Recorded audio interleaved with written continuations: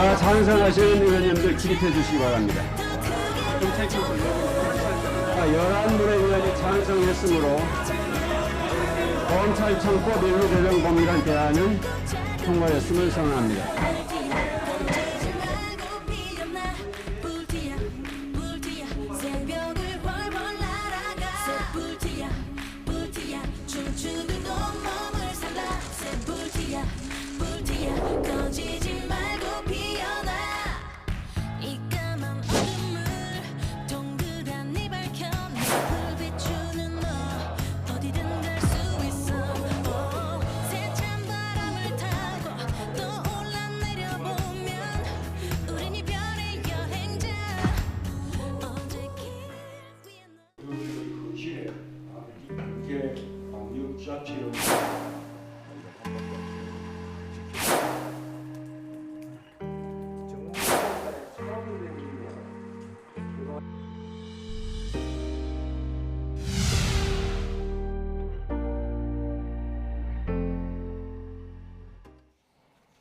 네, 오늘 전국 자세하게 그리고 심도 있게 또 공정하게 정확하게 분석하고 토론하겠습니다.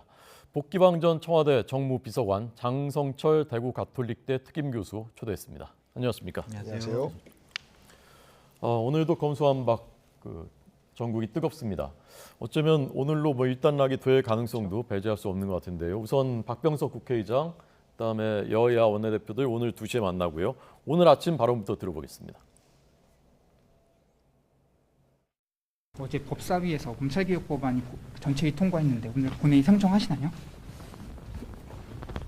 오늘 혹시 여야 원내대표들 다 같이 모여서 협의할 생각 있으신가요? 여러 가지 고려하고 있습니다. 우리 국민의힘이 안건조정위원회를 소집하였지만 민주당은 꼼수, 위장 탈당한 민영배 의원을 비교섭단체 몫으로 배정했습니다.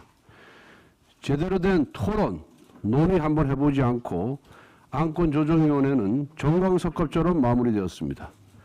국회 선진화법 정신을 철저히 짓밟혔습니다. 전체의 역시 토론을 생략한 채 상정과 함께 의결이 이루어졌습니다. 이런 엉터리 졸속 입법이 어디 있겠습니까? 저를 포함해서 만나가지고요. 사전에 안건조정 소위 들어가기 전에 문구 하나하나까지 서로 문제가 될 만한 것들을 다시 조정을 했습니다. 저희는 당연히 거기에 대해서는 예를 들어서 토론 정도는 할 수 있다 생각합니다만은 그렇게 물리적으로 원천 봉쇄를 할 줄이야 꿈에도 생각 못했습니다. 너무나 진짜 이중적 모습을 보이는 거 아닙니까? 네, 오늘 처리됐지 또 이후의 상황에서도 박병석 국회의장이 큰 변수인 것 같습니다. 우리 복 비서관님은 박병석 국회의장 전문가시지 않습니까? 의장 비서실장 하셨었고 예. 의중이 어떤 것 같습니까? 공정하게 바르게 절차적 하자 없이 또 법적 논란 없이 진행을 하려고 끊임없이 노력하시고 그러한 모습 때문에 민주당의 입장에서 볼 때는 굉장히 답답하게 느껴지실 겁니다. 또 한편으로는 지금까지 국회 운영해 오면서 소수당의 편을 많이 들었거든요. 배려도 많이 하시고 그럼에도 불구하고 국민의힘에서는 그래도 태생이 민주당이니까 끝내는 민주당 편을 들지 않을까 이렇게 늘 의심을 받고 있어서 굉장히 외롭고 고독한 자리인데요. 네. 저는 국회의장이 숙명이다라는 생각으로 박병석 의장께서 의장으로서의 나름대로 조정자로서 자기 역할을 그동안 해 오셨고 그동안에도 쭉 그러한 기조를 유지하고 계셨습니다. 그리고 중재를 하고 그 중재에 대해서 성실하게 따르는 정당에 대해서 저는 여러 가지 국회 운영에 있어서 당연히 그건 권리다. 그쪽 당에 양보를 하는 정당이 타협을 하고자 하는 노력을 보이는 거니까 그쪽 당에 우선권을 주는 게 맞다라는 방식으로 지금까지 운영을 해 오셔서 아마 성정으로 볼 때 오늘 본회의 열리는 것은 조금 어렵지 않을까 싶습니다. 또 하나 문제가 사실 법사위 통과가 자정을 넘겨서 통과가 됐거든요. 그러니까 국회법에 보면 하루 전에 상임위를 통과해야 한다. 다만 특별한 사정이 있는 경우에 그러하지 아니한다 그러는데 박병석 의장께서는 그 특별한 경우는 나는 사용하지 않겠다라고 그동안 말씀하셨고 지난번에 언론중재법 같은 경우도 그걸 그대로 밀어붙였었거든요. 그런데 이제 이번에는 토론이 없었다라고 얘기하는데 물리적인 것 때문에 토론이 안 됐던 거거든요. 안건 조정위도 그렇고 소위도 그렇고 나중에 이제 그 전체 상임위에서도 물리적 토론 방해, 진행 방해 이런 것들이 있어서 토론을 못 했는데 박병석 의장의 중재안 플러스 정의당에서 이야기하고 있는 그 선거사범에 대한 유예기간 연장 네. 이런 부분까지 이제 본회의에서 본회의 수정안이라는 게 또 있습니다. 그때 가서는 사실 물밑에서 교섭을 협상을 하는 거죠. 그래서 그 본회의 수정안에는 협의안 정신이 다 반영된 수정안으로 상정될 것으로 저는 예상을 하고 그렇게 되면 절차적 정당성과 명분을 민주당이 취하게 되는 것이기 때문에 박병석 의장께서 그동안 법 절차를 따라서 본회의에 계류된 안건을 상정하지 않은 경우가 없습니다. 네, 그래서 네. 그런 그동안의 운영 선례로 볼 때는 적어도 내일은 본회의를 열지 않겠느냐. 네. 하지만 내일 본회의 열기 직전까지도 양당의 합의를 이끌어내기 위해서 노력을 계속해서 하실 겁니다. 네. 복기왕 전 청와대 비서관 그리고 전 국회의장 비서실장께서는 오늘은 좀 어렵고 아마 내일 상정되지 않겠느냐. 조금 더 수정된 안이 올라올 가능성도 있다라는 전망이셨고 가능성이 아니고 그것은 뭐 확실합니다. 민주당 입장이기도 합니다. 네, 좀 더 수정된 안이 올라올 수 있다. 예, 지금 토론이 부족해서 제대로 문구나 자꾸 수정을 못한 부분을 네. 수정을 해서 보완을 해서 본회의 최종안으로 올라갈 겁니다. 네, 그 내용은 잠시 뒤에 또 여쭤보겠고요. 예. 장성철 교수님 어떻게 전망하십니까? 오늘 열릴 가능성도 있다라고 생각이 들어요. 왜냐하면 오늘 열리지 않으면 기본적으로 주말까지 본회의가 가게 돼요. 그런 것에 대한 부담감이 민주당과 박병석 국회의장한테 있지 않을까라는 좀 생각이 듭니다. 저는 기본적으로 이번에 뭐 법사위라든지 안건조정위원회에서 민주당의 한 행태는 과연 민주주의가 무엇인가, 의회주의가 무엇인가 그것을 좀 다시 생각해 보게 됐다라고 말씀을 드립니다. 의회주의는요, 대화 타협 조정이 가장 중요한 원칙입니다. 그리고 여야 간의 합의에 의해서 모든 것을 처리하라는 게 국회법의 가장 근본적인 정신입니다. 근데 하지만 이 법안 처리와 관련해서 민주당은 그 흔한 공청회 한번 열지 않았어요. 물론 권성동 국민의힘 원내대표가 중재안에 대해서 합의는 해줬지만 또 당에 가서 이것은 좀 반대한다라는 입장을 변경하지 않았습니까?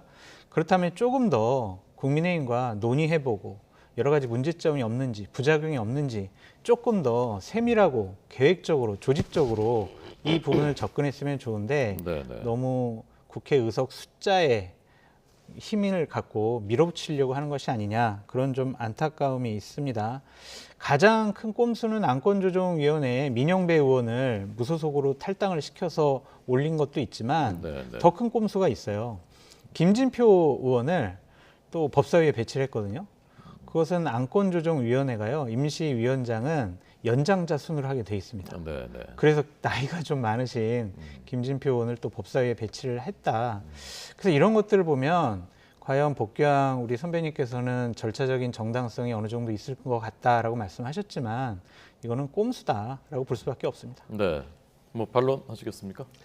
예, 그 내용을 보면 안건조정위 위원장을 연장자 순으로 한다라고 하는 것은 그 위원회를 맡을 때의 임시 역할로 해서 연장자 맞아요. 이것을 국민의힘 쪽에서 주장할 수 있는 예상이 되기 때문에 사전에 아예 미연에 방지하기 위해서 했던 것이고요.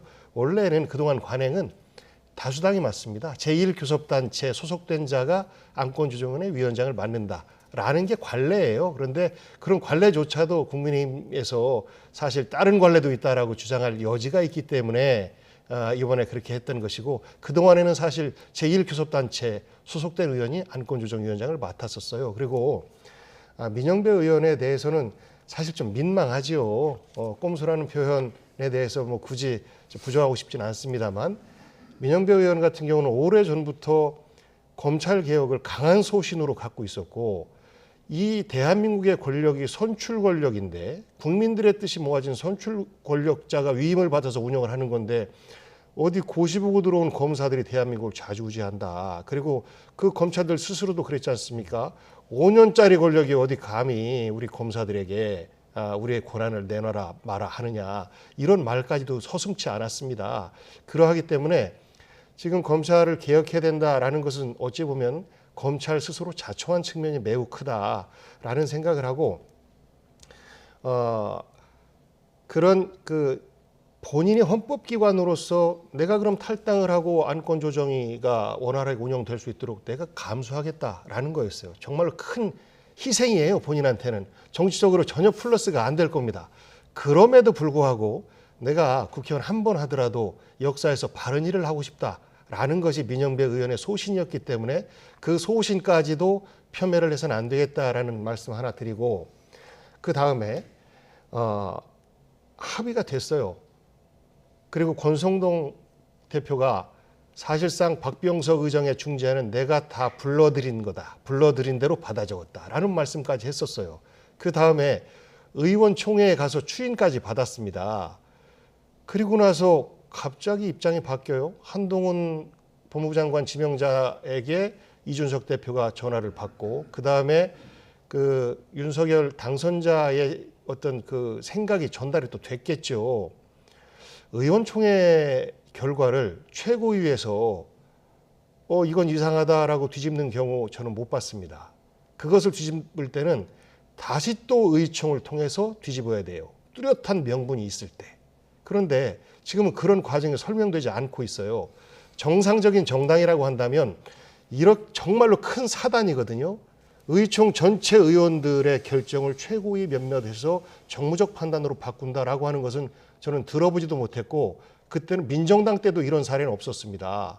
그래서 당선자의 눈치를 지나치게 보고 당선자의 한마디에 당 대표, 원내대표, 의원들까지도 본인들 스스로가 민주적 절차를 거쳐서 그 중재안을 동의했던 것에 대해서 부정하고 있는 이런 모습 보이는 거거든요. 저는 이런 문제는 정말 입법부가 행정부로부터 독립된 활동을 할 수 있는지에 대한 의구심을 이번 국민의힘의 모습을 통해서 국민들로부터 걱정을 자아내게 하고 있다라고 생각을 해요. 그런 면에서 보면 정치라고 하는 것은 타협의 미학인데 양쪽 다 극단적인 반대 입장들이 있습니다. 민주당에도 저한테도 메시지가 오니까 너희들 180석 만들어줬더니 일을 이따위를 하느냐라고 막말도 오고 그래요. 저한테까지도. 박병석 의장님은 양쪽으로부터 다 공격받고 계시고, 민주당 원내대표도 마찬가지일 겁니다. 그리고 또 국민의힘에서도 또 강성 지지자들에게 그냥 민주당이 때리면 맞고 가만히 있지 그게 더 지방선거에는 유리할 텐데 라는 정무적인 어떤 조언들을 할 거예요. 그럼에도 불구하고 저는 대표는 감수를 해야 된다. 그것이 또 숙명이기도 하다라는 겁니다. 그런데 권성동 대표의 이번 모습은 저는 책임지는 모습이 전혀 보이지 않고, 설령 재논의하자라고 한다면 누군가는 그 직에서 책임지는 모습을 보이고 재논의를 하는 것이 진정성 있게 보이겠다라는 말씀입니다. 네, 한 교수님. 저는 기본적으로 복교양 선배님께서 말씀하신 부분에 동의를 하긴 하는데, 저는 자꾸 이제 검찰 개혁, 이 검수완박 법안이 왜 이렇게 급하게 처리되느냐라는 부분에 대해서 지적을 하고 싶어요. 검찰 개혁 해야 되죠. 여러 가지 수사권, 기소권 조정할 수 있습니다. 하지만은 그 부작용이 너무나 눈에 보이잖아요. 예를 들면 검찰이 여러 가지 정치 검찰화되어 있었고 잘못된 일을 많이 했으니까 경찰에게 수사권을 넘기자. 그럼 경찰은 정말 잘할 거야. 이러한 분명히 판단이 있어야 되는데, 그러한 판단이나 그러한 경찰에 대한 견제권 같은 경우가 상당히 이번 법안에는 미비해요. 차후에 1년 6개월 동안 논의해보자는 거 아닙니까? 그러니까 제 말은 왜 이렇게 급하게 하느냐. 결국엔 여야가 합의한 부분이기 때문에 새 정부가 들어와서도 여야가 충분히 논의하고 부작용이 최소화된 법안을 만들면 더 좋지 않을까라는 생각이 들고요. 국민의힘 당규의 최고위원회 규정에 보면은 기타 중요한 당무 사항의 최종적인 의결권은 최고위원회가 갖고 있다라고 규정이 되어 있어요. 그래서 이 법안과 관련해서는 최고위원회가 다시 한번 검토해 볼 수 있는 당규상의 근거는 되어 있다라고 말씀드립니다. 네. 현실적으로 정의당이 이제 선거범죄에 대해서는 올해 말까지 검찰이 수사할 수 있도록 하는 그 정의당의 요구가 민주당이 받아들이면서 정의당이 이제 필리버스터 중단하는데 이제 합류를 하게 되면은 막을 수 있는 방법은 현실적으로 없는 거죠, 지금? 불가능합니다. 이제 정의당이 이제 예를 들면은 검찰청 법안을 냈어요. 그럼 24시간 후에 필리버스터 종료합니다. 네. 그리고 형사소송법 다시 올립니다. 24시간 후에 필리버스터 종료합니다. 그러면은 최소한 토요일에는 이 법안들이 다 처리될 수 있다라고 말씀을 드리고요.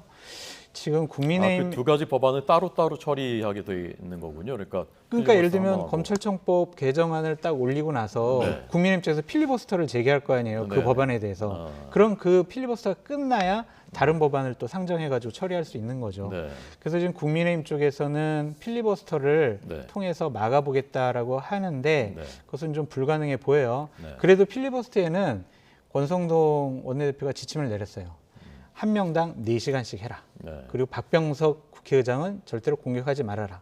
그리고 이 법안이 통과됐을 때 국민의 삶에 얼마나 나쁜 영향을 끼치는지 충분히 설명을 해드려라. 이런 식의 지금 지침은 내렸는데 네. 막기에는 현실적으로 불가능하다라고 말씀드립니다. 네.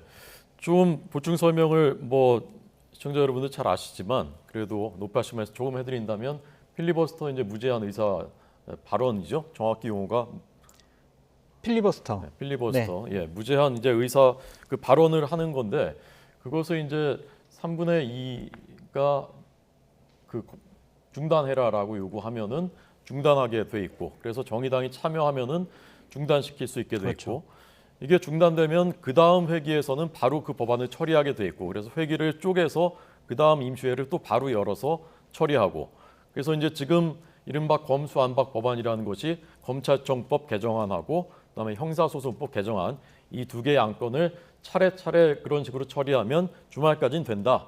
그런 말씀이시죠. 근데 그게 좀 구별돼야 될 게요. 네. 필리버스터를 했을 때와 안 했을 때가 좀 달라요. 그러니까 앵커님께서 말씀하신 쪼개기 살라미 전술은요. 필리버스터를 중지를 못 해가지고 네. 다음 회기를 열었을 때 네, 네. 그때 이제 필리버스터 된 법안을 가장 먼저 올리는 거고 그렇군요. 지금 필리버스터를 강제적으로 종료할 수 있잖아요. 그러니까 한 회기에 이번 4월 임시국회에 이것은 본회의에 상정해서 처리할 수가 있습니다. 다음 회기를 열지 쪼개기가 않아도 필요가 돼요. 없는 거군요. 필요가 없습니다. 바로 처리할 수 있다. 그렇습니다. 그러니까 네. 그게 안 되는 이유가 그 임시국회를 다시 또 소집 요구를 해야 되는데 임시국회 소집 요구는 72시간 전에 해야 됩니다. 그러니까 지금 현재 회기가 5월 3일까지인가로 돼 있는데 네, 네. 이것을 이제 회기 결정의 건을 상정을 해서 예를 들어서 내일 하루로 정한다라고 하면 내일 하루로부터 다시 또 소집 요구를 했을 때 72시간이 경과돼야 되기 때문에 네, 네. 그런 그 전통적인 살라미 방식은 현재로서는 취하기 어려운 것이고 그렇군요. 결국은 180표로 필리버스터를 24시간 정도만 보장하고 강제 중단시킨 이후에 곧바로 표결에 들어가는 이런 형태를 선택할 수밖에 없는 것이 지금의 현실인 것 같습니다. 네, 제가 잘못 알고 있는 부분이었는데 두 분이 바로 잡아주셔서 감사합니다. 마지막으로 이 현안에 대해서 한 가지 어제 오늘 그 거론되는 쟁점 중에 하나가 수사의 단일성, 동일성. 그래서 경찰이 수사했던 것에 대해서 검찰이 보완 수사 요구는 단일성, 동일성이 있는 것에만 한한다. 그러다 보니까 수사하다가 또 새로운 죄가 어쩌면 더 큰 죄, 중대한 죄가 나올 수도 있는데 그것에 대해서는 처벌할 수 있는 가능성이 없어진다라는 그것이 이제 검찰 쪽의 얘기거든요. 거기에 대해서는 어떤 입장이십니까? 그러니까 그동안에 그렇게 됐었죠. 뭐 예를 들어서 횡령 혐의는 기업들이 모두 다 겁내하는 겁니다. 사실상 법인을 검찰이 털었다라고 했을 때 횡령 혐의를 벗어날 수 있는 기업들이 과연 몇 개나 있을까? 아마 그런 걱정 다 할 거예요. 그런데 이것이 엉뚱한 예를 들어서 입찰 담합 의혹으로 조사를 받는데 잘 답을 안 줘요. 그러면 횡령 들어갑니다. 그다음에 당신 자제도 여기에 근무를 하네. 당신 자제도 조사 들어갑니다. 라고 하는 것이 네. 수사와 기소권을 다 갖고 있는 검사가 그동안 해왔던 행태예요. 네, 이른바 별건 수사죠. 그렇습니다. 그래서 이것을 못하게 한다라고 하는 것은 검사가 곧바로 못하게 한다라고 하는 것이고 그런 건이 발생되면 다시 경찰에서 수사를 하게 되는 거죠. 그런 혐의가 포착됐음에도 불구하고 그것을 그냥 넘기면 안 되는 것이기 때문에 혐의가 포착된 부분은 그 검찰에 이런 혐의가 이런 문제가 있다라고 다시 또 알려주면 경찰에서 그 부분을 수사를 해서 다시 또 검찰로 올리는 이렇게 되면 수사권과 기소권을 다 갖고 부당하게 피의자를 압박하는 이러한 잘못된 그동안의 그 수사 행태가 개선되지 않겠느냐라는 것이고 그렇게 별건 수사를 자의적으로 행사를 못하는 것이지 그것을 여전히 경찰이 계속 할 수 있는 제도는 남아 있습니다. 그러니까 그 수사 자체를 못한다라고 하는 것은 어찌 보면 왜곡하는 것이죠. 네, 장 교수님 생각 어떠십니까? 저는 기본적으로 이게 결국에는 수사의 신속성 문제에 있어서 효율성도 상당히 좀 저해한다라고 말씀을 드려요. 물론 별건 수사는 하면 안 되겠지만 예를 들어서 국회의원이 어떤 선거법 위반으로 걸렸습니다. 수사를 하다 보니까 이분이 금품수수 혐의도 포착이 됐어요. 그러면 금품수수 혐의는 다시 경찰에서 다시 별건으로 다시 조사해야 되잖아요. 그럼 이렇게 되면은 시간이 점점 늘어져서 처벌하기가 어렵다라는 생각이 드는데 자칫 잘못하면 권력을 갖고 있는 분, 이런 국회의원들이나 고위공직자들 이분들에 대한 수사가 상당히 지연될 수 있고 자칫 잘못하면 너무나 많은 업무상의 부담 때문에 경찰에서 제대로 처리하지 못할 가능성도 높다. 그래서 이렇게 단일성, 동일성 부분을 강조하는 것 자체가 국회의원들이 자신을 좀 보호하려는 측면도 있지 않느냐라는 좀 생각이 들어서 씁쓸합니다. 네. 자, 오늘 이제 2시에 회동인데 그 결과 지켜보고 또 YTN에서 신속하게 보도하겠습니다. 문재인 대통령이 JTBC 대담 이틀 동안 연속 방송됐습니다. 이틀째 대담에서도 현 정부에 대한 새 정부에 대한 쓴소리가 많이 나왔습니다. 먼저 잠깐 들어보겠습니다. 저는 개인적으로는 지금 그 새 정부의 집무실 이전 계획이 별로 마땅치 않게 생각이 됩니다. 그 어디가 적진지 이런 거 두루 좀 여론 수렴도 해보지 않고, 게다가 지금 우리 이제 그 안보 위기가 가장 고조되는 이 이제 정권 교체기에 그냥 3월 말까지 국방부 나가라, 방 빼라. 우리는 거기서부터 5월 10일부터 해서 업무를 시작하겠다. 이런 식의 그 일 추진이 저는 정말 위험하다고 생각합니다. 하루라도 청와대에 있지 못하겠다. 이런 그 유의 그 결정과 일처리 추진 방식은 뭐 참 그 이렇게 수긍하기가 어렵죠. 그 구중궁궐 과거에 자기들이 했던 시대의 행태를 그대로 그냥 프레임으로 덮으신 것이죠. 문재인 대통령의 임기가 이제 채 보름도 남지 않았습니다.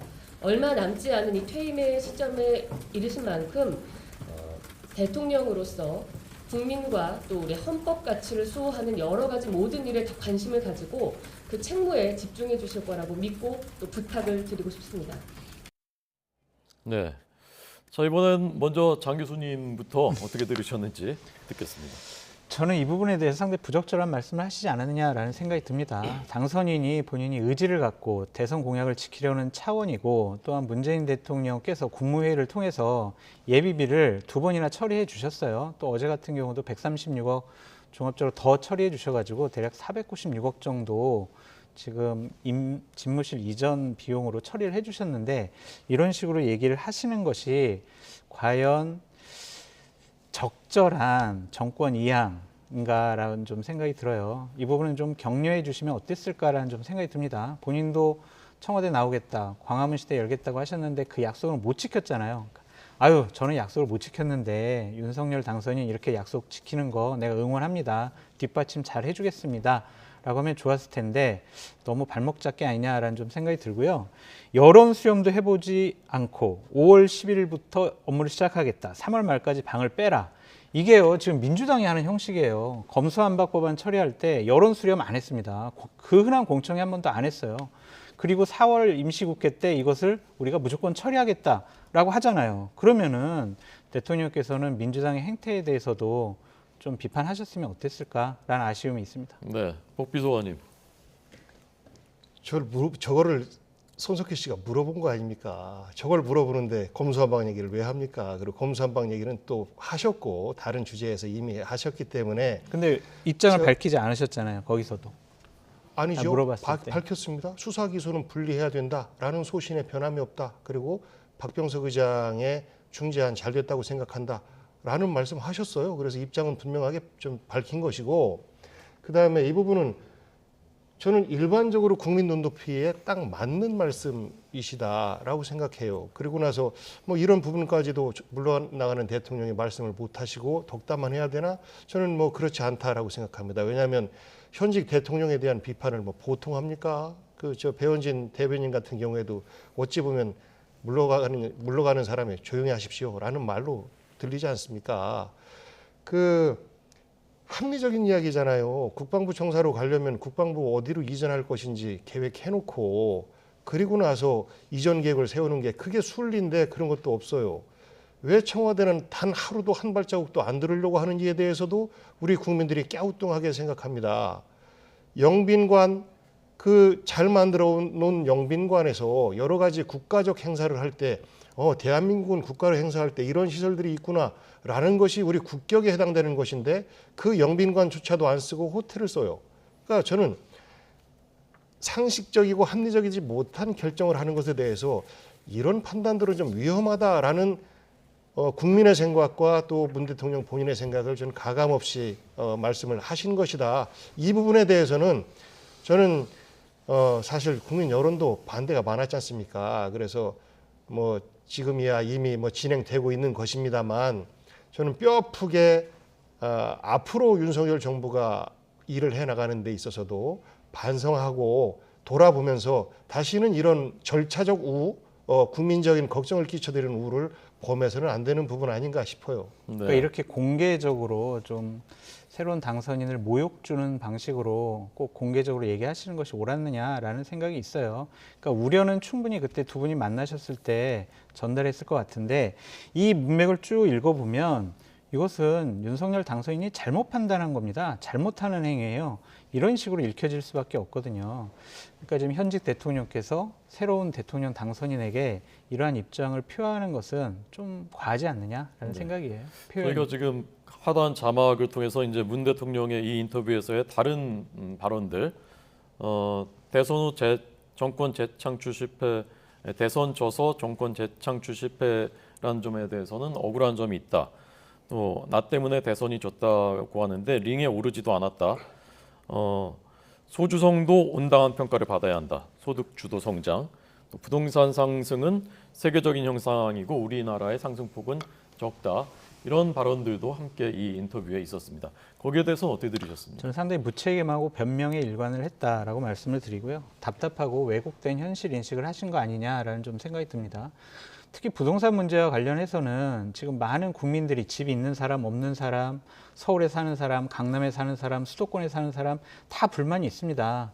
그런데 대통령께서는 한국부동산원이라는 그러한 정부의 기관의 통계를 가지고 저런 식으로 말씀을 하셨는데 거긴 통계의 오류가 상당히 많이 있어요. 지금 서민들이 고통을 느끼는 것은 아파트 가격이 오른 건데 그 통계에는 단독주택, 뭐 연립주택, 다세대 주택 이런 것도 다 합치고 서울, 지방 다 합치니까 OECD에 뭐 비해서 크게 오른 편이 아니다라고 대통령께서 말씀하셨는데요. 이것은 본인이 입장을 변명하기 위해서 특정한 본인에게 유리한 통계를 갖다 쓴 것이 아니냐라고 비판할 수밖에 없다라고 말씀을 드리고요. 또한 소통하는 대통령이었다라고 본인이 스스로 얘기하셨는데 기자회견 어제까지 5번밖에 안 하셨어요. 그게 어떻게 소통하는 대통령입니까? 광화문에 다니시면서 퇴근길에 국민들 만나겠다고 하셨잖아요. 집권 초기에 딱 한 번 하셨습니다. 그게 어떻게 소통하는 대통령입니까? 주요 현안에 대해서 본인이 입장을 밝히겠다고 하셨어요. 그런 적이 없으십니다. 그러니까 이런 것들은 결국에는 본인 변명하는 저런 대담이었다라고 볼 수밖에 없습니다. 네, 복비서관님. 5번이 아니고 이제 기자회견은 9번 하셨고요. 국민과의 대화 2차례 하셨고 그 다음에 어떤 형식으로 대화를 하셨냐면 지방 일정들을 많이 잡았습니다. 그리고 각 계층별 만남들을 많이 했어요. 그 자리에서 가감없이 어떤 연출하지 않고 발언을 뭐 기획하지 않고 이런 말씀들을 많이 들었어요. 그러니까 말씀을 좀 많이 대통령의 말씀을 듣고 싶은데 말씀이 없었다라고 지적하시는 분도 계세요. 그런데 노무현 대통령 시절을 돌아다 보면 아니 대통령이 왜 이렇게 말이 많아? 라고 또 비판을 하셨지 않습니까? 이번에는 말씀이 없으신 대통령이시니까 대통령 말을 듣고 싶은데 말을 안 해. 듣기만 해. 이렇게 이제 비판하는 거거든요. 비판을 하려고 들면 모든 부분이 다 비판적으로 들릴 수밖에 없다고 생각해요. 대통령께서 부동산 문제도 그랬지 않습니까? 저에게 큰 짐이다. 죄송하다. 하지만 다음에 부동산 문제를 풀려면 이게 국내 문제로만 풀리는 게 아니지 않습니까? 전 세계의 유동성 증가로 인한 현상들, 그리고 대한민국뿐만 아니라 OECD 국가 각국들이 똑같이 상승한 이런 부분에서 오히려 대한민국의 부동산은 다른 선진국에 비해서 상대적으로 더 높게 상승하지는 않았다. 뭐 이런 어찌 보면 지난 5년의 나의 과에 대해서 이런 사정도 있었습니다라고 변호하는 자리 아니었습니까? 그것까지도 저 자리를 반성문 쓰는 자리로 만들지 않았다라고 비판을 하시면 사실 모든 사람들이 떠나갈 때는 난자돼서 떠나갈 수밖에 없는 것이라 저는 조금 그런 아쉬운 부분들에 대해서 이야기하고 싶구나라고 좀 따뜻하게 받아줬으면 하는 아쉬움이 있어요. 소득주도 성장 끊임없이 비판했었죠. 프레임 씌워서. 하지만 자산 격차는 늘었지만 거기에 대해서 정말 가슴 아프다 말씀하셨고 소득 격차는 상대적으로 줄은 그런 긍정적 측면이 있다라고 하시는 것이고 최저임금도 그 당시에 모든 대선 후보들이 다 10,000원 최저임금을 공약을 했었지만 결국 지키지 못한 이런 부분에 대해서 아쉬운 부분에 대해서도 말씀을 하셨고 하지만 그런 부분들을 끊임없이 공격 소재로만 삼았다. 5년 동안 문재인 대통령에 대해서 이런 것에 대해서 아쉬운 말씀을 하셨다. 이렇게 보시면 될 것 같습니다. 저는 지금 당장은 평가를 호불호로 평가를 하겠지만 시간이 좀 지나면 노무현 대통령 퇴임 시절에 10% 정도밖에 안 되는 지지율이었지만 지금 다시 우리가 역사적으로 돌아보니까 정말 좋은 대통령이었다라는 평가처럼 지금 문재인 대통령에 대한 평가도 지금 현재 40%이 평가보다 더 내려갈지 아니면 더 높아질지 장담할 수 없습니다만 저는 나중에 역사의 평가로 남길 부분에 대해서는 그렇게 봐주고 떠나는 대통령에 대해서는 그래도 5년 동안 수고하셨습니다라는 위로와 격려의 마음 한 번 정도는 보내줬으면 하는 아쉬움이 있습니다. 그 위로와 격려는 문재인 대통령 시절 5년을 보낸 국민들한테 문재인 대통령께서 먼저 해주셨으면 좋았을 것 같다라는 생각이 들고요. 민주당에 계신 분들이 문재인 대통령의 여러 가지 잘못과 허물에 대해서 인정을 안 하시는 것은 전 상당히 좀 어불성설이라고 보여져요. 왜냐하면 지난 대통령 선거 때 거의 국민의힘 보수우파 진영의 선거운동의 전부는 반문이었어요. 문재인 대통령이 하던 정책, 공약 이런 것들 반대로만 해도 표가 모이는 거였거든요. 우리 복귀왕 선배님 말씀하셨던 것처럼 좋은 시절이었으면 왜 국민들이 제발 이번엔 정권 교체해보자. 정권 교체하는 여론이 그렇게 50% 이상 계속 높았겠습니까? 44% 내외의 그런 여론조사 지지율을 얻는 거 정말 퇴임하는 대통령으로서는 이례적으로 높고 훌륭하신 거라고 생각이 들긴 하지만 기본적으로 정권 교체 여론이 높았다는 것은 문재인 대통령 통치 5년 기간 동안 국민들의 불만은 상당히 높았다라고 볼 수밖에 없어요. 자꾸 그렇게 말씀하시면 국민의 상식과 눈높이와 맞지 않은 판단을 하신 거로 보여져요. 조금 네, 제가 조금만 간단하게 말씀드리면 네. 그 정권 교체는 문재인 대통령이 41% 득표로 대통령이 됐습니다. 결국은 더 많은 분들이 대통령 지지를 안 했거든요. 저는 그 분들을 끌어모으기 위한 선거 프레임이 크게 작동했다라는 것 하나 말씀드리고 그리고 문재인 대통령께서 말씀하셨어요. 이승만 대통령부터 저 문재인까지 공과가 있습니다. 하지만 대한민국은 쭉 성장해 왔습니다. 그래서 지금 대한민국은 경제, 국방, 방역, 문화 세계 10대 강국 안에 들어왔습니다. 이것이 우리의 성과입니다. 이런 것들을 그저 부정하면 안 됩니다. 라는 말씀이 있어요. 지난 5년 동안 우리 대한민국이 거꾸로 갔습니까?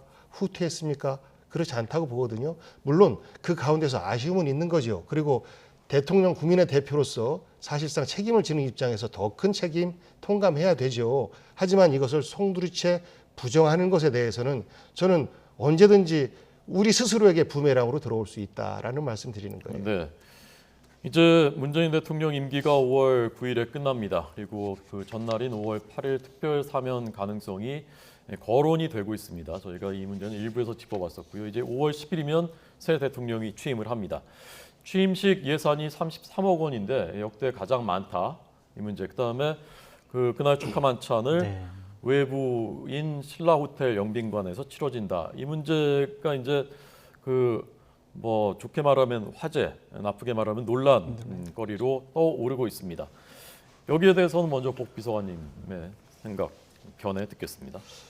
예산이 늘어간 문제는 전 그럴 수 있다고 봐요. 뭐 그 부분은 민주당에서 이제 비판을 해야 되니까 국민들이 볼 때 돈을 너무 많이 쓴다, 국민들은 어려운데 라는 것을 지적하고 싶어서 하는 것이니까 저 문제는 저는 크게 핵심적인 문제가 아니라고 보고 아쉬운 문제는 제가 조금 전에 말씀드렸던 호텔에서 공식 만찬을 한다라는 겁니다. 우리가 영빈관이라고 하는 잘 만들어 놓은 건물이 있는데 청와대 개방하면서도 동시에 활용이 가능하거든요. 얼마든지. 그런데도 불구하고 왜 그것을 들여다보지 않고 호텔을 고집하시는지 저는 아까 말씀드렸던 것처럼 우리 국격에도 문제가 있는 것으로 느껴지게 할 수 있다라는 우려 때문에 그런 부분에 대한 아쉬움은 좀 있는 것 같습니다. 네. 저도 저런 부분에 아쉬움이 좀 있어요. 분명히 청와대 영빈관 사용할 수 있는데 5월 10일 이후에는 국민들께 돌려드리겠다라는 약속을 지키기 위해서 좀 외부의 시설을 이용하시는 것은 좀 국민들 보기에도 안타까운 부분이 있다라는 좀 생각이 들고 당연히 대통령 취임식에 33억 쓸 수 있다고 생각이 듭니다. 어차피 규정이 돼 있는 거고 국회에서 결정한 금액이거든요. 그리고 또한 왜 그렇게 저번보다는 높냐 그런 부분도 당연히 물가가 올랐기 때문에 어쩔 수 없는 현실도 인식을 해줘야 되는데 국민들이 보기에는 좀 안 좋은 부분들이 있을 것 같아요. 무슨 말이냐면 코로나 때문에 많은 분들이 답답해하고 힘들어하잖아요. 근데 우리가 언론 보도에서 봤던 것처럼 벤츠나 여러 가지 고급 차량을 한 530여 대 이상 빌려가지고 국내외 외빈들의 어떤 이동을 위해서 빌렸다고 그랬잖아요. 530여 대가 갑자기 도로를 점거하면서 쭉 호텔로 이동하는 것들, 또한 호텔에서 또 건배하면서 즐겁게 웃는 모습들, 그런 것들이 과연 국민들이 편안하게 보실 수 있을까, 그런 좀 아쉬움은 있습니다. 네. 이게 사실관계는 이제 정확히 이제 그 말씀드려야 되니까 그 500대가 다 만찬을 위해서 빌려진 것은 아니고 그 이틀 동안 취임식 일정 이틀 동안 내외빈들을 위해서 500여 대를 이제 빌렸다고 하고요. 그 33억 원은 누가 대통령이 될지 모르는 상태에서 국회가 결정한 예산을 결정한 것이 33억이고 얼마를 다 쓰게 될지 남을지는 아직 모르겠다라는 게 이제 박주선 위원장의 얘기였고요. 영빈관은 청와대 개방되더라도 거기 이제 좀 떨어져 있기 때문에 청와대 영빈관에서는 할 수 있는데 왜 굳이 이제 호텔에서 하느냐, 이 문제가 이제 그 많은 분들이 좀 아쉬워하는 그런 면인 것 같습니다. 앞으로도 문제예요. 앞으로도 국빈 방문을 하거나 할 때 그때마다 호텔을 쓰실 건가요? 지금 사실 국방부 정사는 마땅치 않거든요. 그러니까 그런 문제에 대한 해답은 당선인께서 얼른 내놓으셔야 될 것 같습니다. 네, 덧붙이실 말씀 없고요. 예, 없습니다. 네. 자, 그러면 그 지방선거 짚어보겠습니다. 오늘 나온 여론조사 중에 많은 분들이 이제 그 주목하신 게 역시 이제 경기지사입니다. 경기지사 양쪽 대진표가 정해졌는데 가상양자 대결에서 김은혜 후보가 김동연 민주당 후보에게 7%포인트에서 많게는 7%포인트 이상, 적게는 5.5%포인트 이렇게 아니죠? 어떻게 된 거죠 이게? 48.8하고 41%로 비교를 해봐야 될 것 같고요. 그럼 대략 7.8% 정도 차이로 지금 김동연 후보가 앞서가고 있는 것으로 지난주군요. 보여집니다. 앞에 것은 이제 지난주였고 네. 오히려 이제 확정이 된 다음에 뒤집혀서 꽤 격차가 벌어지는 걸로 나오고 있단 말입니다. 이건 어떻게 보셨습니까? 먼저 저는 기본적으로 김은혜 의원이 상당히 좀 신중하게 생각을 해야 될 것 같아요. 뽑혔잖아요. 그런데 컨비션 효과는 못 누리고 오히려 지지율이 하락을 했습니다.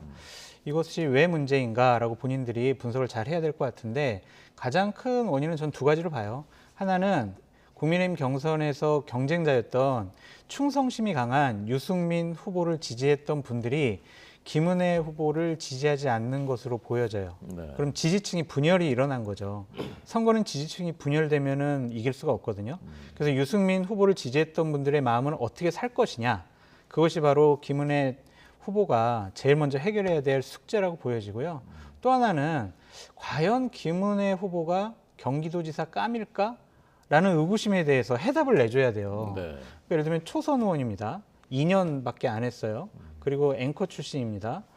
그러면 경기도 도정을 잘할 수 있다라고 누구나 생각하기 좀 어렵잖아요. 근데 상대는 김동연 후보는 기재부 장관을 오래 했고 정통 관료 출신입니다. 그럼 충분히 능력은 입증되어 보이는데 이러한 부분들에 대한 의구심을 어떻게 해결할 수가 있느냐. 그에 대한 걱정과 우려가 이번 여론조사로 나온 것이다 라고 보여집니다. 네, 복비서 의원님 어떻게 해석하셨습니까? 지난주는 경선에 관심이 사실 국민의힘 쪽으로 갔지 않습니까? 네. 그렇기 때문에 여론조사에 응답하는 분들이 그분들이 많았을 것이고 이제 지금은 양쪽 다 주자가 정해지고 나서 조사를 해보니까 이렇게 이제 격차가 나오는 것인데 네. 저는 우리 정 교수님께서 다 말씀을 해 주신 것 같아요. 검증되지 않은 거죠. 김은혜 후보 같은 경우는. 그리고 윤심을 등에 업고 본인은 준비되지 않았지만 네. 경선은 통과했으나 그것에 대해서 저는 지지층들조차도 국민의힘 지지층들조차도 아니 유승민 같은 이렇게 준비된 사람을 버리고 윤석열 당선자의 마음이 실렸다고 해서 이분을 뽑는 것이 이것이 정상인가? 라는 당원 투표를 하지 않고 여론조사에 응한 분들의 생각이 저는 많이 반영된 것 같습니다. 그러면 경기도 같은 경우는 곧바로 서울에서 전국에서 인구가 제일 많고 지방 분권의 상징적인 어떤 역할을 해야 되는 자리인데 김은혜 후보는 그런 면에서 볼 때는 검증된 것이 없다라는 판단을 유권자들께서 하시지 않을까 싶어요. 저는 그 부분을 앞으로 한 달여 동안 캠페인 동안 김은혜 후보가 메고 가야 되는 부분인데 저는 시간이 지날수록 그런 부분에 대한 차이는 더 나지 않을까 이렇게 생각합니다. 그리고 이제 복귀한 우리 비서관님의 네. 희망사항일 수가 있고요. 일단은 여론조사 한 개 나오지 않았습니까? 앞으로 쭉 나오는 여론조사의 흐름을 좀 지켜봐야 될 것 같습니다. 네. 아직 한 달이 넘게 남았고 선거일까지 또 그 한 달 사이에는 새 정부가 출범하고 또 대형 이벤트들이 있기 때문에 그럼요. 앞으로의 상황 더 지켜보겠습니다. 현재로서는 예상과 달리 김은혜 후보가 열세에 있는 것으로 나오고 있습니다. 그래서 김은혜 후보가 이제 나가면서 분당 갑이 비었단 말입니다. 국회의원 선거가 거기 이제 선거 치르게 되는데 국민의힘에서는 안철수 인수위원장 나온다는 얘기가 나오고 이재명 고문이 나올 가능성도 지금 꺼진 불은 아닌 것 같고요. 우선 안철수 위원장이 나올 가능성이 어느 정도라고 나올 보십니까? 가능성 저는 99%라고 보여집니다. 99%요? 네, 윤석열 당선인께서도 어느 정도 배려, 용인 아니면 허락 이런 표현이 적당한지 모르겠지만 네. 좀 동의를 해주신 것 같고요. 안철수 위원장도 상당히 의지가 강하다라고 말씀을 드리고 이준석 대표도 안철수 위원장이 출마한다고 하면 당에서는 적극적으로 돕겠다라는 입장이거든요. 그러니까 대략 인수위 활동이 5월 6일 정도에 끝나니까 5월 7일 전후로 해서 본인이 저는 분당갑에 나가겠습니다라고 선언할 가능성이 현재로서는 매우 강하다라고 말씀드립니다. 왜 그렇다고 보십니까? 안철수 본인이요. 위원장 입장에서 보면. 본인이 네. 지금 국회의원도 아니잖아요. 네. 그리고 행정부에 들어가서 일할 상황도 아니잖아요. 그리고 당대표 출마하고 싶어도 1년 6개월, 1년 정도 있어야 열리거든요. 네.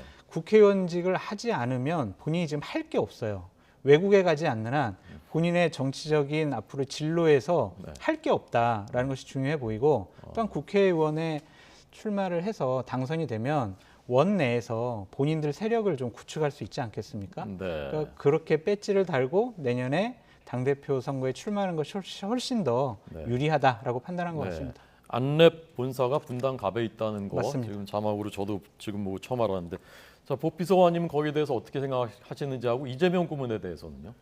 저도 안철수 씨가 출마를 할 것이다라고 보고 이준석 대표가 적극적으로 찬성하는 것은 이제 본인과 지역구가 겹치지 않습니까? 그렇기 때문에 얼른 박수를 쳐드리는 거 아닌가? 이런 생각도 좀 하고 있고요. 네. 이재명 후보가 등판할 가능성은 저는 없다.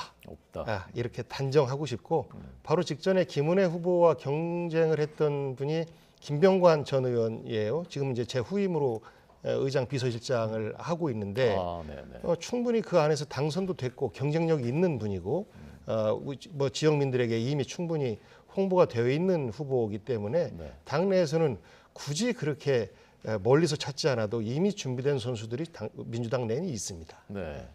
그럼 본인은 나가고 싶은 마음이 있을 수도 있는 것 아닐까요? 이재명 후보가요?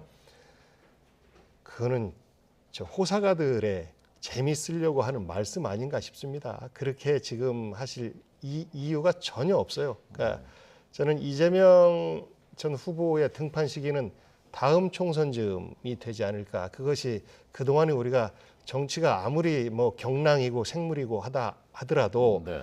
상식적으로 굴러갔지 않습니까? 그동안에 좀 충전을 하고 그리고 새롭게 진로 모색, 그러니까 얼마 전까지 앞으로 5년의 대한민국을 걱정했다면 지금부터는 5년 후에 그 10년을 걱정하는 또 비전을 갖고 있는 정치인으로서 거듭나야 되는 겁니다. 그럴 때 다시 국민들에게 저 이재명이 정치 다시 시작하고 국민들께 검증받겠습니다라고 말씀드릴 수 있는 것이지 지금 단지 인지도가 높다고 해서 또 선거에서 한석을 더 얻기 위해서 출전하는 것은 저는 여당의 대통령 후보로 출마했던 분이 선택할 길은 아니다라는 생각을 가지고 있습니다. 그럼 마지막으로 장 교수님께 그 이재명 고문이 이번에 혹시 등판할 가능성? 저는 없다고 보여집니다. 없다. 전 두 가지 이유인데 하나는 되게 위험한 선택이 될 수가 있어요. 지난번 총선과 이번 대선에서도 분당 갑 지역은 이재명 민주당에게 유리하지가 않고요. 네. 이재명 후보도 졌습니다.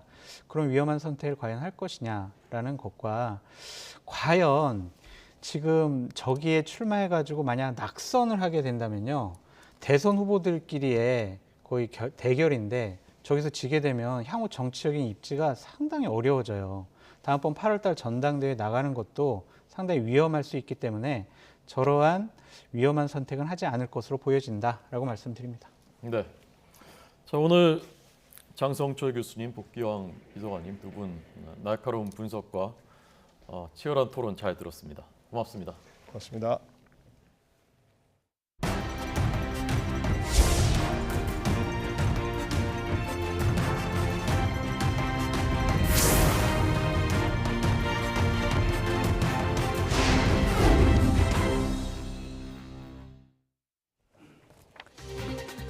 신규 확진자가 7만 명대로 코로나19 감소세가 이어지는 가운데 대통령직 인수위원회가 야외 마스크 해제 시점에 대해 다음 달 하순 상황을 보고 판단하겠다고 밝혔습니다. 정부는 인수위 등 여러 의견을 검토한 뒤 모레인 오는 29일 야외 마스크 관련 결정을 발표할 예정입니다. 이른바 검수완박 법안을 둘러싸고 더불어민주당과 국민의힘이 갈등을 빚고 있는 가운데 양당 원내대표가 오늘 오후 2시 국회의장 주재로 회동할 예정입니다. 민주당은 이르면 오늘 국회 본회의를 소집해 법안 처리 시도에 나설 것으로 전망되고 국민의힘은 모든 수단을 동원해 결사 저지한다는 입장이어서 충돌이 불가피해 보입니다. 검찰 수사권을 제한하는 검수완박 법안이 본회의를 통과할 경우 헌법재판소의 권한쟁의 심판 청구와 효력정지 가처분 신청 제기를 적극 검토하고 있다고 검찰이 밝혔습니다. 대검찰청은 검찰이 수사를 못하도록 하는 것은 내용상 위헌의 소지가 명백하다며 박병석 국회의장에게 본회의 상정을 제고해달라고 호소했습니다. 북한 김정은 국무위원장이 조선인민혁명군 창설 90주년 기념 열병식에서 핵 무력을 최대한 강화하겠다며 선제 핵 공격 가능성까지 열어뒀습니다. 이에 대해 미 국방부는 한반도 비핵화에 전념하겠다며 북한이 조만간 고체 연료 미사일을 시험 발사할 가능성이 있다고 분석했습니다. 올 1분기에만 건설 사고로 숨진 노동자는 55명으로 이 가운데 100대 건설사 현장에서 발생한 사망자는 14명인 것으로 집계됐습니다. 광주 아파트 붕괴 사고로 6명이 사망한 HDC 현대산업개발이 최다 사망 발생 기업이라는 오명을 썼습니다.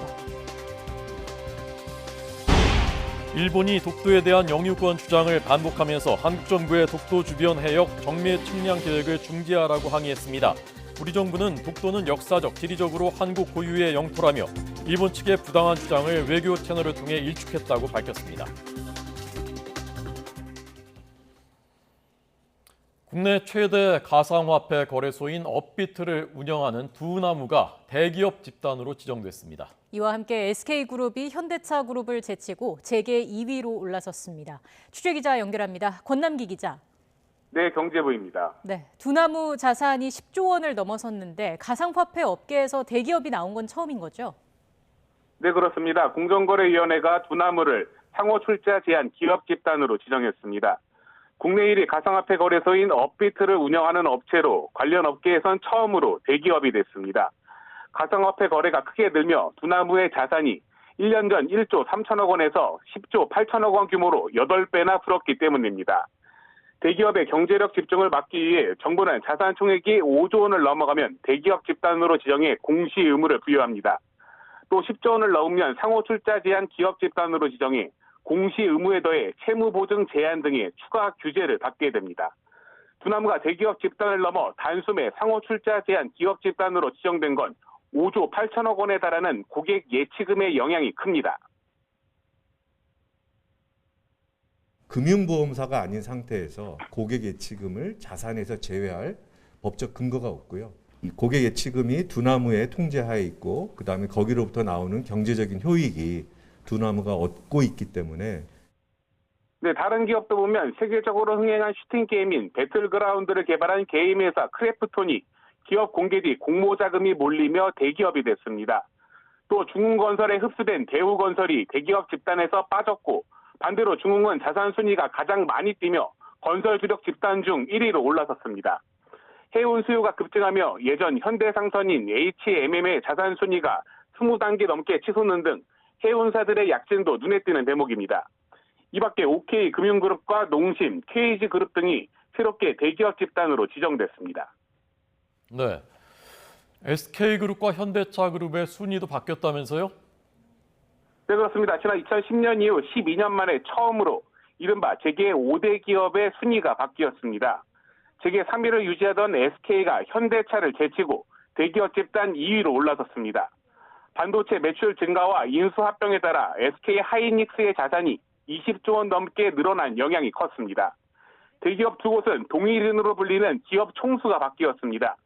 구자홍 회장의 뒤를 이어 사촌 동생인 구자은 회장이 LS그룹의 총수가 됐습니다. 또 국내 1위 개인회사인 넥슨은 창업주 김정주 이사에 이어 공동 경영을 해온 아내 유정현 NXC 감사가 총수로 지정됐습니다. 앞서 논란이 됐던 쿠팡의 경우 여전히 김범석 의장이 총수 지정을 피했는데 공정위는 제도 개선 방안을 검토 중이라고 설명했습니다. 지금까지 경제부에서 전해드렸습니다. 사회적 거리두기 해제된 뒤에 식당과 주점에는 손님들이 다시 돌아오고 있습니다. 주방용품 매장이 밀집한 거리에도 활기가 조금씩 돌아오고 있다고 합니다. 네, 지난 2년 동안은 폐업 물품 처리 관련 문의가 대부분이었지만 이제는 창업하는 사람이 늘어서 매출이 조금씩 늘고 있다고 합니다. 서울 황학동 주방용품 거리에 취재기자 나가 있습니다. 정현우 기자. 네, 서울 황학동 주방용품 거리입니다. 네, 거리두기 해제 이후에 분위기가 좀 달라졌다고요?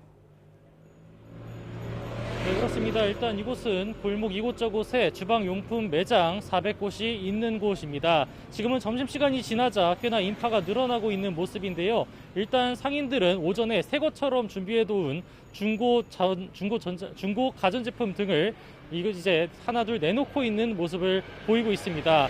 이곳을 다니면서 중고 제품을 사는 듯한 모습들도 계속해서 보이는데요.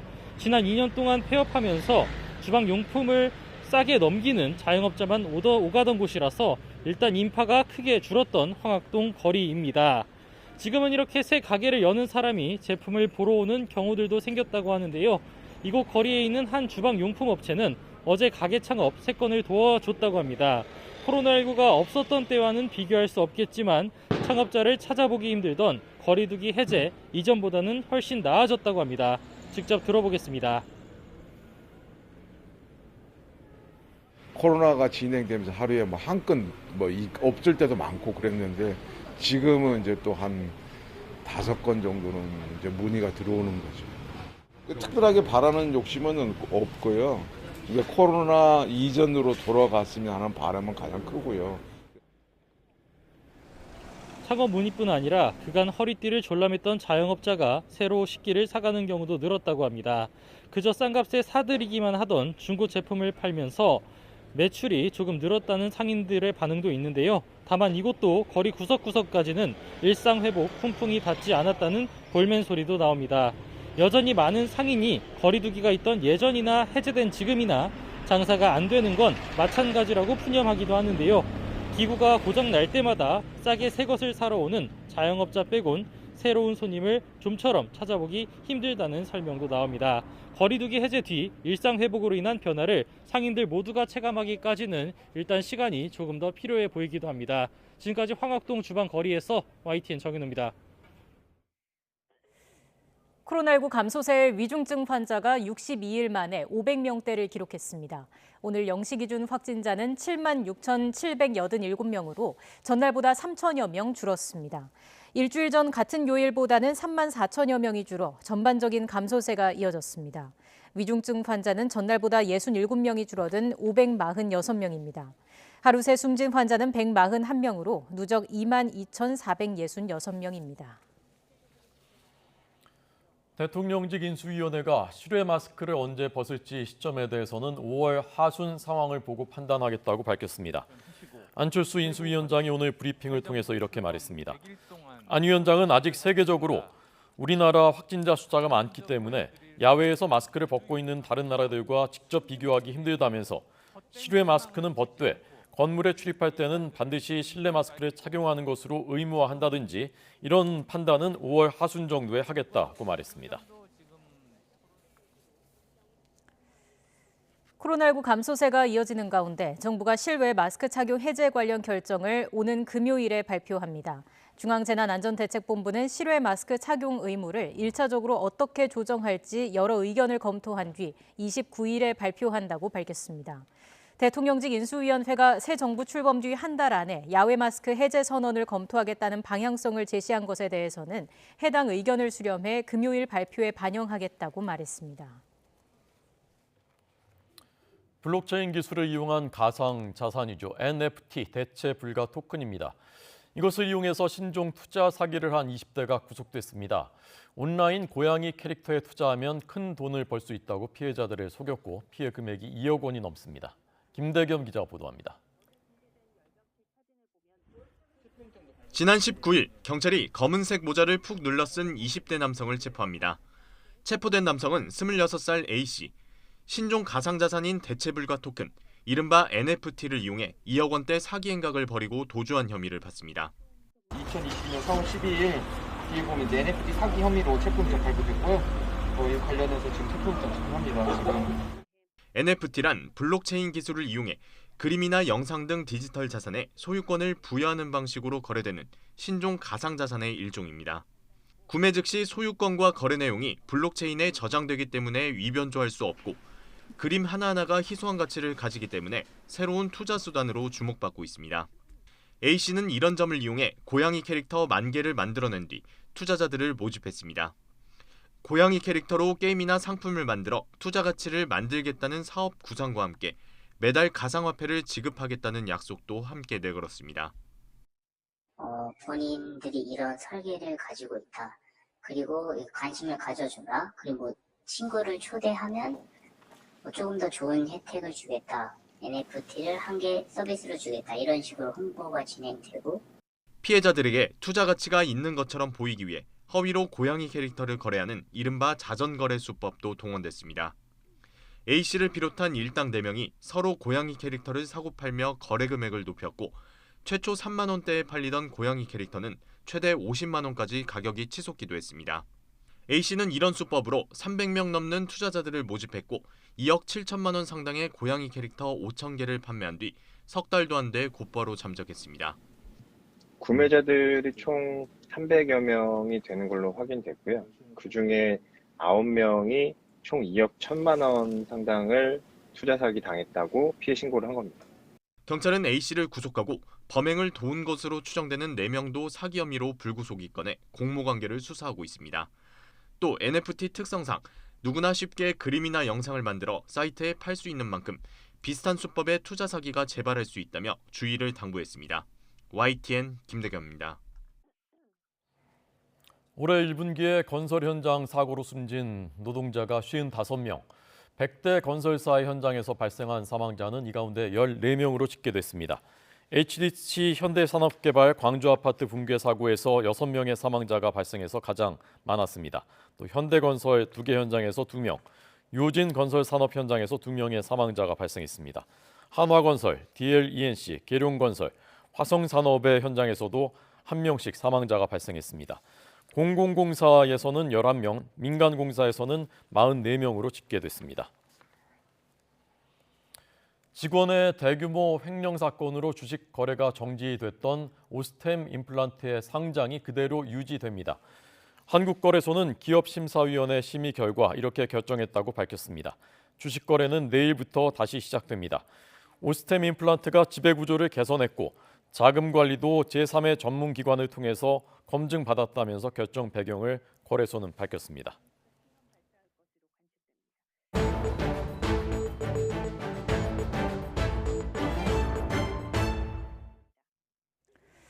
김정은 북한 국무위원장은 그제 열병식에서 핵무력 강화 의지를 분명히 하면서 필요시 공격 용도로 핵무기를 사용할 수 있음을 내비쳤습니다. 북한이 이번 열병식에 신형 전략 미사일을 다수 동원한 것으로 파악되면서 추가 시험 발사 가능성도 제기되고 있습니다. 취재기자 연결하겠습니다. 조수연 기자. 네, 통일외교안보부입니다. 네, 김정은 위원장의 이번 열병식 연설 주요 내용부터 자세히 짚어주시죠. 네, 김정은 국무위원장은 핵무력을 최대한 급속도로 강화하겠다며 핵무력을 발전시키기 위한 조치들을 계속해 나가겠다는 입장을 밝혔습니다.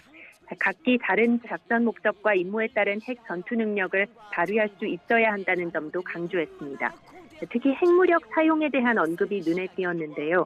김 위원장은 핵무력의 기본 사명은 전쟁 억제지만 특정 상황에서는 하나의 사명에만 구속될 수 없다고 덧붙였습니다.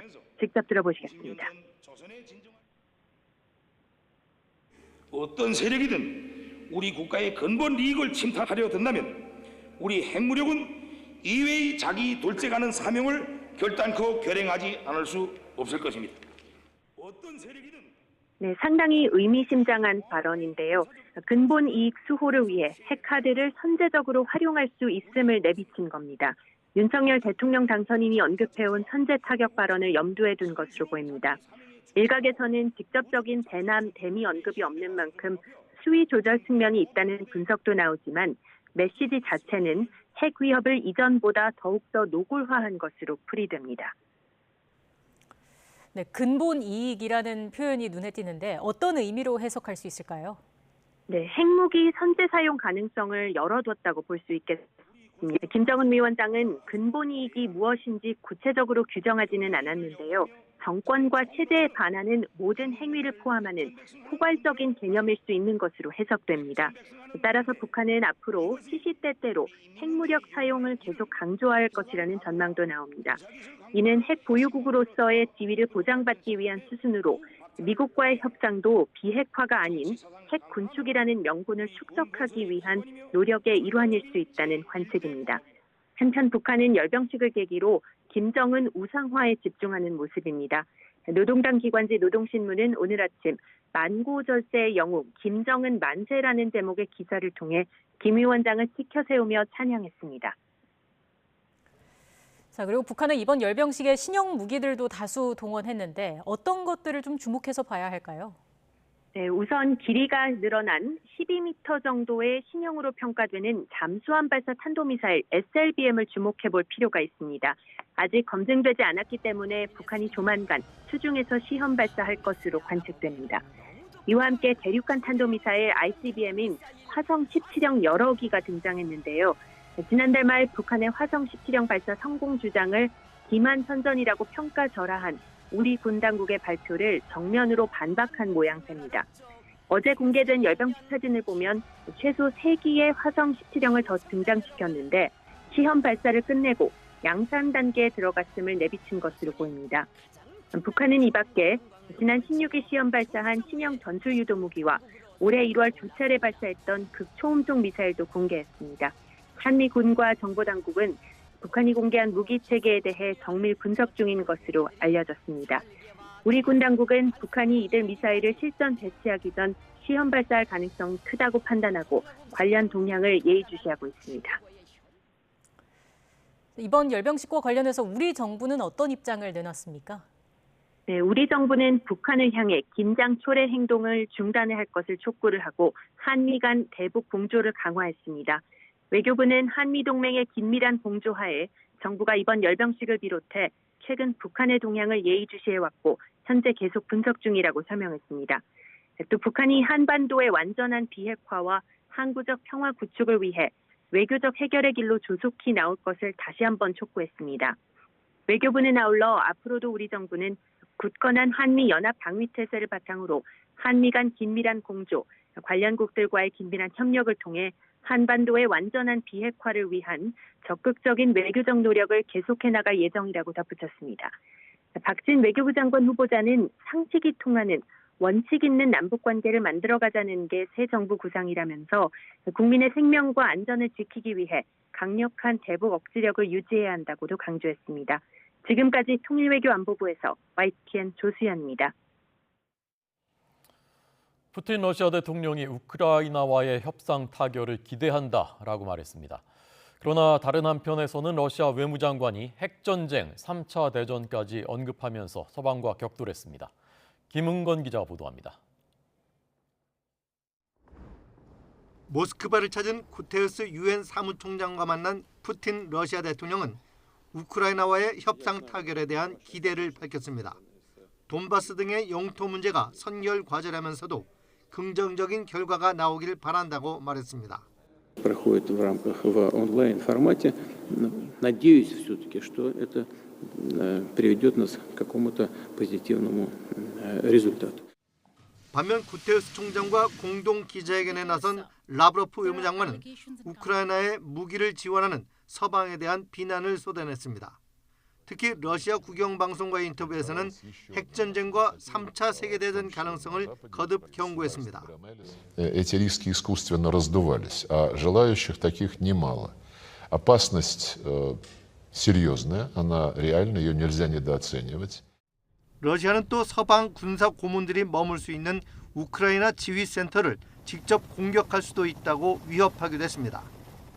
반면 서방에서는 독일 정부가 처음으로 우크라이나에 장갑 대공포 50대를 직접 수출하기로 하는 등 무기 지원을 확대하고 있습니다. 독일의 람슈타인 미국 공군 기지에서는 미국을 비롯한 40여 개국 국방장관이 모여 우크라이나 지원 방안을 협의했습니다. We'll continue pushing to support and strengthen the Ukrainian military for the battles ahead.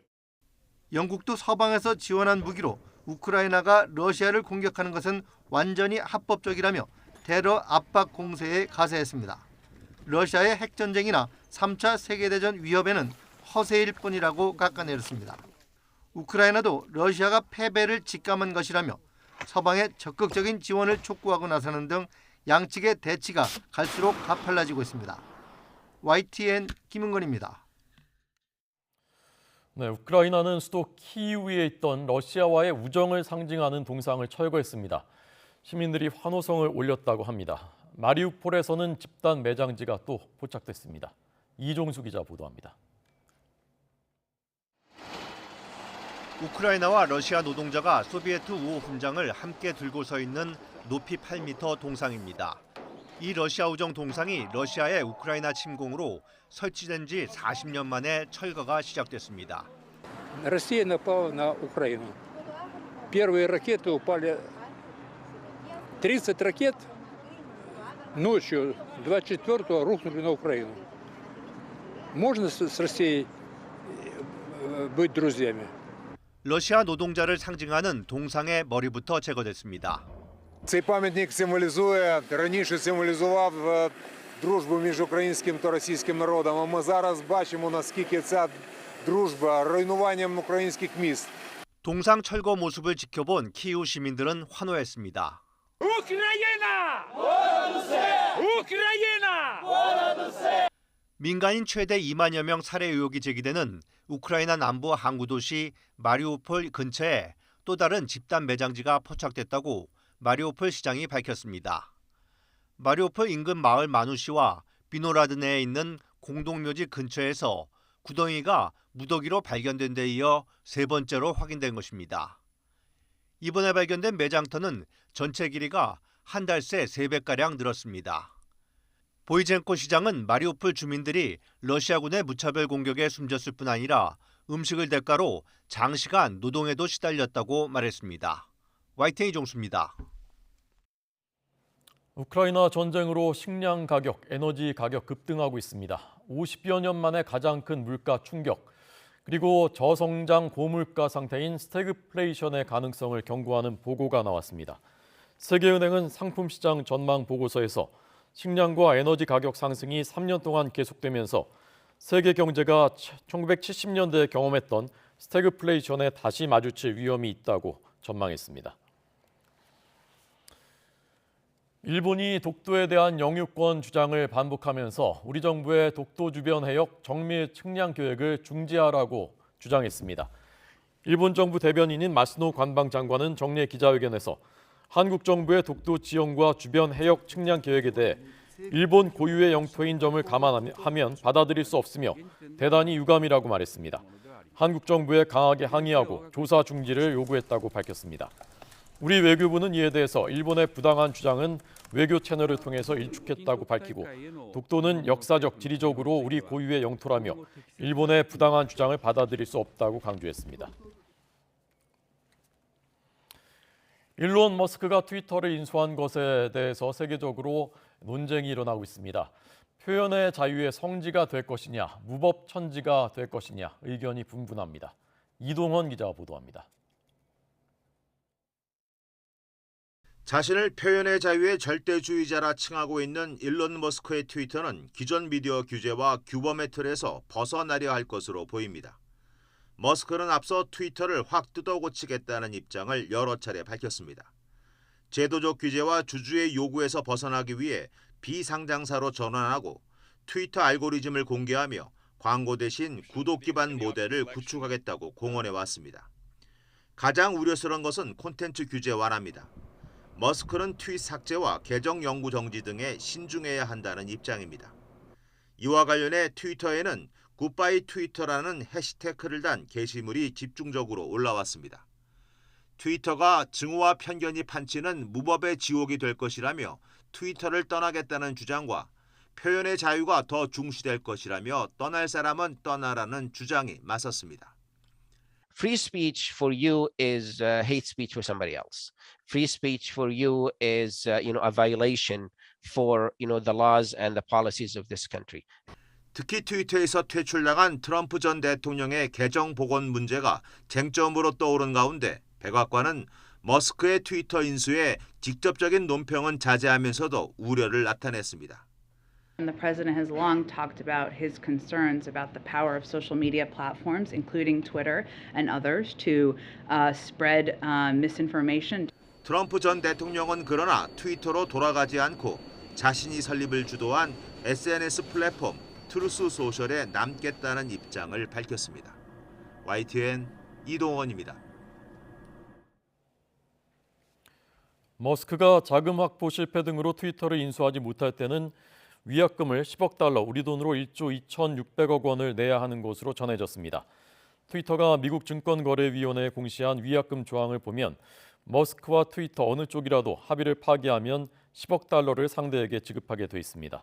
또 머스크가 자금 조달에 실패해서 인수 계약을 매듭짓지 않을 경우에도 10억 달러를 물어야 합니다. 세계보건기구 WHO는 머스크의 트위터 인수에 대해서 건강이나 백신에 대한 거짓 정보가 만연할 수 있다고 우려했습니다. WHO는 언론 브리핑에서 머스크의 트위터 인수에 대한 질문에 대해서 건강과 관련된 거짓 정보 때문에 생명을 잃을 수도 있다고 답했습니다.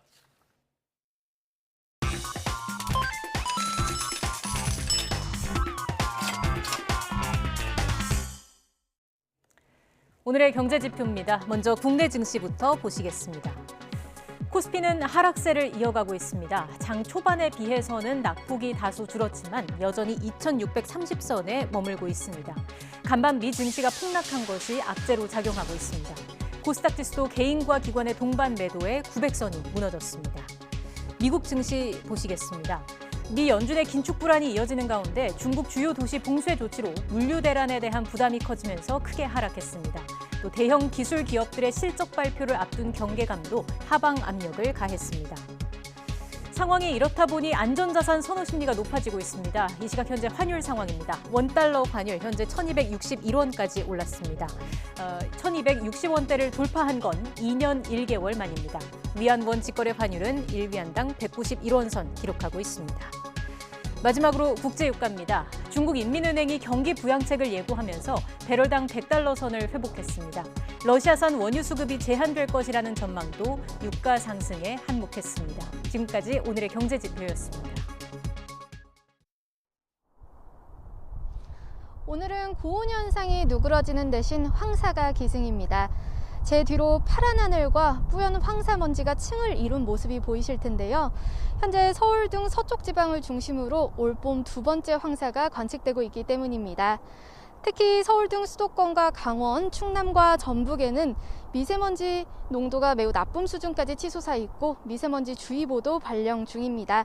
어린이나 노약자 등 호흡기 약하신 분들은 각별히 유의하시기 바랍니다. 어제 중국 내몽골고원에서 황사가 발원했습니다. 북서풍을 타고 유입되면서 현재 서울 등 중서부와 전북의 미세먼지 농도가 평소의 7배 수준인 200 마이크로그램 안팎까지 치솟아 있는데요. 황사는 점차 남동쪽으로 이동하면서 오후에는 남부지방에 영향을 주겠고 수도권부터 점차 농도가 옅어질 전망입니다. 오늘 낮부터는 고온 현상이 누그러지고 예년 이맘때 기온을 보이겠습니다. 서울 23도, 대구 22도, 광주 25도가 예상됩니다. 내일까지는 맑고 일교차 큰 봄 날씨가 이어지겠고요. 금요일에는 전국에 비가 내릴 전망입니다. 황사가 말썽을 부리는 데다 일교차까지 10도 이상 크게 벌어지면서 아침 저녁으로는 쌀쌀합니다. 감기 걸리지 않도록 건강관리 잘해주시기 바랍니다. 지금까지 YTN 원희다입니다. 뉴스의 뉴스 마치겠습니다. 잠시 뒤 더 뉴스가 방송됩니다. 시청해주신 여러분 고맙습니다.